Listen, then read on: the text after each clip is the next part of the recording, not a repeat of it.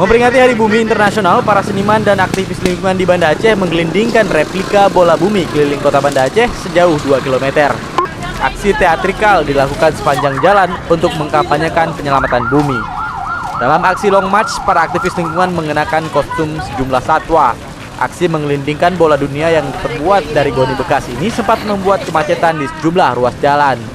Para aktivis berharap masyarakat Aceh turut serta dalam penyelamatan lingkungan dengan tidak menebang hutan dan memburu hewan dilindungi. Sebab saat ini masyarakat Aceh telah banyak merasakan dampak dari kerusakan lingkungan.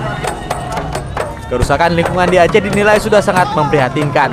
Di luar, hutan Aceh tampak hijau, namun sesungguhnya hutan Aceh telah rusak hingga sering menyebabkan bencana alam seperti banjir bandang. Sehubungan kita hari ini adalah Hari Bumi, cuman di Hari Bumi ini kita harus mengingat, harus kembali merenungi bagaimana bumi kita yang sangat terik saat ini. Kemudian terkait dengan aksi Hari Bumi, kita mengajak masyarakat agar peduli terhadap lingkungan. Bumi kita ini udah kacau balau, global warming, penebangan hutan secara liar, banjir bandang, belum lagi penggalian merkuri dan lain sebagainya. Aksi teatrikal memperingati Hari Bumi ini berakhir di bekas Hotel Aceh dekat Masjid Raya Baitur Rahman.